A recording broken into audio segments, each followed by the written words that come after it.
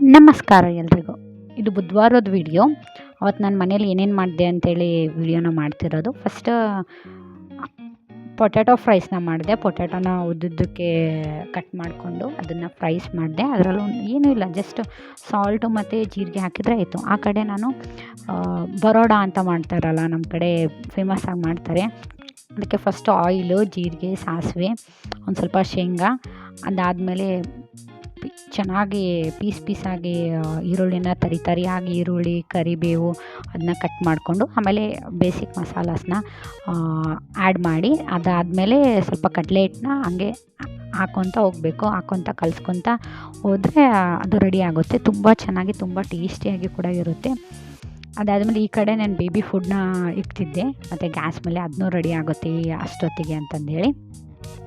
ಅದು ರೆಡಿ ಆಯಿತು. ಅದು ಟ್ರೈ ಮಾಡಿ ತುಂಬ ಚೆನ್ನಾಗಿ, ತುಂಬ ಟೇಸ್ಟಿಯಾಗಿ ರೋಟಿ, ಚಪಾತಿ ಎಲ್ಲದ್ರ ಜೊತೆನೂ ತಿನ್ಬೋದು. ಬರೋಡ ಅಂಥೇಳಿ ತುಂಬ ಆಸಮಾಗಿ ಇರುತ್ತೆ ರೆಸಿಪಿ ತಿನ್ನೋಕ್ಕೆ. ಅದಾದಮೇಲೆ ಅದ್ರ ಜೊತೆನೇ ಇನ್ನೊಂದು ರೆಸಿಪಿನೂ ಮಾಡ್ಕೊತಿದ್ದೆ. ಅದನ್ನ ಬೇರೆ ಬೌಲಲ್ಲಿ ತಗೊಂಡ್ಬಿಟ್ಟು ಮತ್ತು ಸೇಮ್ ರೆಸಿಪಿನ ಕಂಟಿನ್ಯೂ ಮಾಡ್ತಿದ್ದೀನಿ. ಆಯಿಲು, ಜೀರಾ, ಸಾಸಿವೆ, ಒಂದು ಸ್ವಲ್ಪ ಶೇಂಗಾ, ಆಮೇಲೆ ಕಡಲೆಬೇಳೆ ಅವನ್ನೆಲ್ಲನೂ ಹಾಕ್ಕೊಂಡು ಚೆನ್ನಾಗಿ ಫ್ರೈ ಮಾಡಿ, ಅದಾದಮೇಲೆ ಸ್ವಲ್ಪ ಈರುಳ್ಳಿನ ತರಿಯಾಗಿ ಹೆಚ್ಚಿಕೊಂಡು ಅದನ್ನು ಅದರಲ್ಲಿ ಹಾಕಿ, ಅದು ತುಂಬ ಟೇಸ್ಟಿಯಾಗಿರುತ್ತೆ. ಈರುಳ್ಳಿ ತುಂಬ ಚಿಕ್ಕದಾಗಿ ಹೆಚ್ಚಿದರೆ ಮಾತ್ರ ತುಂಬ ಟೇಸ್ಟಾಗಿ ಬರುತ್ತೆ.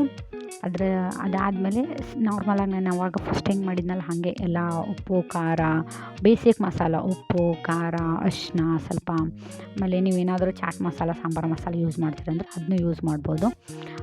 ಅದಾದಮೇಲೆ ಈ ಕಡೆ ಪಕ್ಕಕ್ಕೆ ರೈಸ್ನ ತೊಳೆದು ಕುಕ್ಕರಲ್ಲಿ ರೈಸ್ನೂ ಇಟ್ಬಿಟ್ಟೆ, ಬೇಗ ಅಡುಗೆ ಆಗುತ್ತೆ ಅಂಥೇಳಿ.